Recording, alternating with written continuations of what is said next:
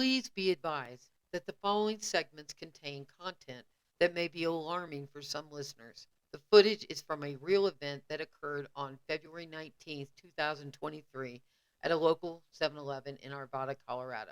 It includes depictions and general discussions of violence against minorities, guns, drugs, trauma, homelessness, and racism, and may be disturbing to some audiences. Thank you. Doing your whole day. Fuck this dude. Come on, bitch. What you gonna do? You gonna swing the through fuck it? out of you, dude. Do it! Do it! All I hear is talking, no action. Get the fuck out of my store. Make me! Get the fuck out of my store. Make me! Get the fuck. Make me! Where's my gun? Go get him. Dude, I'm ready to die, motherfucker. You have no idea. He's just a racist Come on. piece of shit. Shoot! Go outside. Shoot! Shoot! You think I'm scared of a gun, bro? Shoot! You think I want to fuck Hey, around? I don't pull mine without using it. I'm just letting you know it's fucking Oh, possible. I'm just letting you know. Make me step outside. Just go, dude. All you gotta do is leave. Good. All you gotta do is leave, homie. Yeah, Leave. Leave. Just leave, dude. That's all he you gotta thought do. he was asking for change. He wasn't, because I was actually outside. So he told him to get the fuck out. He got angry because he was being kind of racist, and the guy was I threatening didn't to point get a nothing at gun, you, pulled dude. out a Get your gun, taser. bro. Dude, you're seeing Is- things. So I'm trying to get him to leave. It's I'm not not. gonna It's, call the cops on. I know Taser, you. I you know could he's bring having a a bad stick. day. You could bring friends. I think you're having a Go bad day get because I one. was I'm actually I'm outside. on my job. I'm Fuck not your having world to up, hang out in nigga. front of my store, man. Fuck your And, store. and Yeah, I'm boy. good with that, but how you're handling it needs to de-escalate. Well, you know. He needs to go get that gun. de-escalate. I'm only. Hey, all I'm asking him is to leave. Go get that gun. Yeah, Make me leave. You were Leave. Go get that gun. threatening Make with a me leave. taser and a gun, Leave. and Make that's I not have asking nothing. anybody Bro, anything. oh, fuck. Make me leave. Leave. You wanna Not help until me you out make here? it. You started this. I'm not. You I did pulled this. back up because I just seeing what was going on. You know. All right, homie. You had no Listen. choice. I give you a chance, man. Give you a chance. Fuck you. It's gonna be all right. It's alright. Thank you. You okay? Yeah, I'm alright. You okay? I'm ready, baby. 10 years of this, man. I know what the fuck I'm doing. I'm not even gonna call the cops on him, man. Shit. I just want him out in front of my store. Yeah. I apologize. Don't apologize. It's No, just to you I have to, ma'am. To him I won't. I apologize. It's No, to just- you I have to, ma'am. To him I won't. there's some de-escalation tactics that would I know. be helpful to you. Well, no, I don't. Trust me. Because you don't want to escalate like I that, respect. I man. respect what you're coming at. I do. And You don't want to get hurt. No. You don't want to hurt someone. no, you I'm don't not want gonna to get hurt. He's not gonna get hurt because nothing's gonna happen. You know why? Because look, he's already walking across the street. He's done. He's gone. Good. You know what I mean? There's no harm, no foul. I saw what he saw. I saw what I saw. I saw what I saw. I saw that gentleman walk out. He's holding change. He was like, "Hey man, you got any spare change?" And that's cool. And the guy said, "No, I don't. But I can't. The owner does not want that out on the store." As you can tell, I'm sure you're a regular here. Are you? Yeah. How clean is my store out front? No more homeless. That's because of me. Yeah. I know what I'm doing. Well, Unfortunately, that went higher than I was expecting. no, you just don't You know want what I to. mean? You just don't want to get hurt, you know? You know that. He doesn't want to get hurt. I mean, hell, I even tried to give him $1. Next time, just for your, because I actually understand where you're coming from, but next time, just call the cops. Don't even fight with him. If it's a problem, you ask the police to handle it, because the truth is, in the end, if you'd pulled a gun, you would have gone to jail. What gun? I have a taser. Yeah, but you said you were getting a gun out of your coat and you were I pointed this when it was in the holster. Oh, I know, I saw. I pointed this when it was in the holster. And they're yeah. totally legal until it's part of a crime, then they're a felony. I don't know if you know that. Yeah. I pointed this like this. I said, "Look, dude, I got this." That's a gun. Come on now. That's why I have that, for that particular reason. It's just not worth somebody dying, and that could have escalated. I'm not lecturing you. No, I'm I not know. being your I mama. know. I'm just telling you. Next time, don't even go out there. Just say, ask the police to come handle it, because that's what they do, and they're trained to de-escalate those situations. A drug I addiction. didn't see any drugs in his Oh, eyes. honey, he was fucking high as fuck. I didn't see I that. come from Vegas. I get trained for alcoholism, for fucking drugism, for fucking fake bills, for everything. I got trained for it. Trust me, he was high on something. Most I likely blues. looked it straight in the eye. He was not high. He's probably overstressed, and that is just as volatile as we all are. I understand, but I understand you're behind the I counter. work an 8-hour day, and I get to go home. I get to go out to a fucking a Saturn view out back and fucking sit cross-legged because that's how much room I have. I mean, you don't think I'm stressed? No, I believe we're all stressed. That's why you got to de-escalate it and just call the cops. Be safe. Okay. I got to buy candy for my grandson. We're going to the movies. So the thing is that he had been disrespecting him outside. Mm-hmm. He accused him of panhandling. He clearly wasn't panhandling because I was outside. Even if he did panhandle, though, do we care? Do we really sure care? don't. Does that mean that the man should be treated disrespectfully? But I don't think he was. He was well dressed. Mm-hmm. I looked him right in the eye because I actually, at some point in this video, you'll see that I actually turned around and spoke to the guy directly. Right. And he wasn't doing anything, and it appeared very racist to me, the guy behind the counter. And maybe I'm not being fair. I mean, let's be honest. But it appeared racist to me that he made us an assumption that because the guy was black, that somehow that made him suspect. Yeah, it was a reactionary sort of like thing. A reactionary, like a reactionary stereotype. And then that leads to the toxicity of him taking out that tiny, tiny little pink taser that he thought was a gun. It's like, you give me a gun. Yeah, I got my taser, this little tiny pink thing. Come on, dude. It definitely sounds a little racist. But I could be wrong, too. So Surely. let's be fair. I mean, but honestly, on any grounds, he shouldn't have interacted that way with somebody while in a store. He's working a 7-Eleven. That's not professional. I mean, that's fireable. I can't believe that he was like, just shoot me. He was so Yeah. enraged by the disrespect that he was being given. I hate using words like respect because to me, respect is earned. But what's the word? Dignity. The lack of dignity he was treated with. Humanity, even. But he's like, shoot me. I'm ready. I was like, holy crap. This homie right here, he seemed to me like it was a cry for help at that point. Like, listen, my life's so fucked right now. Go ahead and take that gun and shoot me. Except for it's a tiny pink taser. It's going to take a long time to do anything with that. Yeah, but I didn't get a cry for help. I was like, I think he was daring him. I really thought it was like a cry for help myself. He felt like it was racist, and I think he was daring him. He was like, I'm fine with the world. I am not going to live in a world. Conjecture, it seemed a little suicidal. I guess we'll have to agree to disagree on this. I guess. I wasn't trying to get him to leave because he really should have had to leave. I was trying to get him to leave because I really thought this guy was going to escalate with his gun and his tasers and stuff, and I just couldn't see any good place that it was going to be. I mean, it's easy to watch the video, but from the inside, standing between the two men, it was really kind of ugly. But I really don't like the way the guy acted. The guy who ran the store. He's supposed to be a business professional running a freaking 7-Eleven, and he's acting like a high schooler who's trying to fight. And I don't respect that at all. And the only reason he did it was because he profiled somebody. I have to agree with that part. And so, like, once you get to that point, I'm just, like, clowning on him because he already profiled another guy. He's already racist. He's already showed his true colors. I don't mind clowning on him.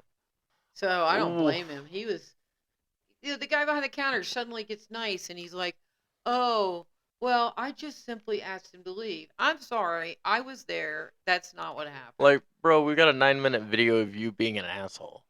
Yeah. Well, we got a definite video of the whole situation for sure. All I don't right. want to name call. I'm not going to name call. Well, you called him an asshole. Except for an asshole. But I don't want to do that because I don't want to assume that the one guy, because he's some kind of cis male, is always at fault. In this case, though, he was at fault. Super at fault. I agree. I think the guy running the counter really screwed the pooch on this one. Yeah, and I don't disagree with that at all. I think that as an employee of 7-Eleven, he could have done so much better, Hmm. and you don't see it in the video, but I kept reaching over, touching his arm, just kind of letting him know that he Hey, was someone to not your alone in that room. He was not. So the guy was real sweet when he left, yeah. and I felt It bad, and I was trying to. when you get sucked into a situation like that, when you touch somebody's arm, it's almost like it sucks you back into where like shit, is instead of like where your anger is. And I think that that was really smart, and I appreciate the way that you handled them. Well, thank you for that. I These are two diverse people who are having a really bad day at the end of the day, and it's just really interesting to see how it got handled and how it was de-escalated. Well, and not even that. I'm I think that the way that the gentleman was treated that left was an atrocity. So he says, "I'm not even going to call the cops on him," but yet he threatened to call the cops one point, and it could have been before I started recording that he Yeah. said, "I'll call the cops," but he never did, which made me wonder, why didn't you just call the police? I feel like he acted like a fucking fourth grader. That's my main point that I guess I was trying to make. Is that when someone goes, "Oh, I'll apologize to you, man," but not to him. That's like really fucking. That's just so petty. That's so dumb. We're all humans. Quit being a second grader. I agree with you completely, but what it got me was he goes, "I have to apologize to you, ma'am." And I was like, "Well, No, no, actually you don't. You no, don't no, have no, to no, no. apologize to me at all." Not even a little bit. No. Okay, I know you're dying to say something, The so go ahead. fact of the matter is that he's sweeping the homeless himself, and that's a dick move when you live in your fucking car behind a 7-Eleven. And Ugh. I think what is a dick move is that he acted like he was a hero. Point is that I didn't like the fact that he said that the owner of 7-Elevens in Arvada instructed him to sweep them. Bothers me the way he said, "Oh look, I'm a hero." Because I got on the homeless out. Yeah. Like, dude, come on. They're just gonna go to somewhere else, just like the suburbs. Find another place to camp that's gonna annoy somebody else. Like, at the end of the day, you haven't done anything. All you did was make somebody move. They're Made somebody doing, feel like shit. yeah, you made someone feel like shit, and then you made the move. So, like, fuck. So anybody that's listening to this, yeah, make sure you comment and tell us what your Asshole. opinions are about businesses and sweeping the homeless out of Denver, Yeah, because that's what please. everybody's doing. I want to have that debate with you guys. Well, and I'd like to see what other people's opinions are on homelessness in general, like how we can fix it, what you guys think. Yeah, but in this case, because of this particular video, I want to know, do you agree with what the guy did? Yeah, do you agree with the 7-Eleven guy, or do you agree with the guy that we tried to help? I guess what bothered me about what he was saying is that I think it's no different than whether you are making presumptions about people because like he presumes that someone's homeless, or you presume that because someone's gay and lesbian they'll be a certain way, or you presume Hmm. that someone's black they're going to be a certain thing. He presumed that this guy was a drug addict Right. without actually having the thing. And I looked the guys in the eye. His eyes weren't dilated. He seemed articulate. He He seemed wasn't. okay. Yeah, he wasn't swinging around. He was clean. So I can't for the life of me figure out why he in the world thought this guy was high, other than the fact that the guy's friend had dropped him off and he was just standing there and and it was like, what? I don't get it. I'm not exactly sure either, and I think it's like one of those things, right, where if you're projecting onto somebody, then you see things that aren't necessarily true because you're projecting yourself. That's my take. I think he's projecting. I gotta buy candy for my grandson. We're going to the Well, movies. the That's whole so fucking fun. thing started because I went in there to buy candy. Yeah. Because we were going to the movies. I was meeting my daughter and grandson, and we were going to go see that new Ant-Man movie. The next freaking thing I know, somebody's talking about a gun. Somebody else was like, "Don't fuck with me." Somebody was, and I was like, it wasn't until I heard gun the first time that I even turned on the camera. Yeah. And then, so, because we do podcasts and stuff, my son goes, "Well, that's a good journalistic idea." And I was It's like, to journalism. be honest with you, journalism wasn't really in the mix because I was thinking if somebody dies, and it could be me because Uh, God knows, and I jump head first into shit.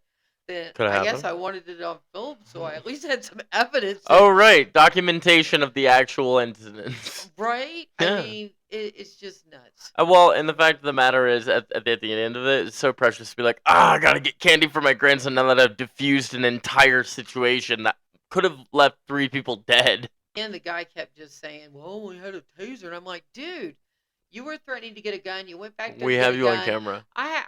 And I was thinking that too. I have you on camera, but I didn't say You're on that to candid him. camera. But I was thinking, dude, how am I supposed to know that whether you're bullshitting or not? And honestly, if you look at the video piece where he goes back to the back, you'll see that he's looking for something in his coat. And whatever the fuck that was, or even if he was faking it, it still felt very Very threatening. gun-like.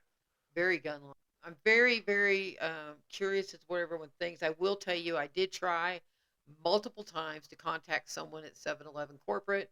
I have not been able to contact anyone. I did leave a message at the local ABC stations Yep. and the CBS and NBC. Nobody's responded to me, so I've decided to put it on podcast because this is a real problem that really bothers me. What I personally, and Luke, jump in and disagree or agree with me, Uh-huh. think is the real problem is that as human beings, whether you're black, white, gay, straight, tall, short, whatever, we all sit around in judgment. Yep. We sit around and we look at someone and we assess who they are. Cultural transference, I'd call it. Yeah, this guy just assumed that this guy, because he was black, was doing ABC. Yeah, The it's like black guy assumed, although I don't disagree with him, but I mean, it was still a presumption that the white guy was being a racist dick. right. I think that we do, all it did was start to escalate and, Well- bubble up. I do think human beings do stereotype a lot based on survival, and I think that you get this sort of like Rolodex sort of in your head, that you can go through and be like, oh, well, that's an archetype of a character that I can kind of guess is this person, and that's all meant for survival, but it doesn't make it right. Leave people the fuck alone. Yeah, for sure. Like, because whatever you're assuming is probably way off base. Like, at the end of the day, you're going to be surprised and you're going to be wrong. Even if you're right that the person's a drug addict or the person's panhandling, who are we to disrespect the homeless? They're one of the highest mental health rates in the country. Mm-hmm. In Denver, I read an article recently, and I cannot quote the facts, but almost all of our shelters are either people with mental health or the elderly, and it is disgusting. We are also, I believe, the 3rd highest rate of homeless, aside from like California and Oregon. That, don't quote me on that either. That could be wrong, but I think that's what it is. And if you really want to start a real fight with me, one of the highest suicide rates in the country is in this area of Denver for True. gay, lesbian teens.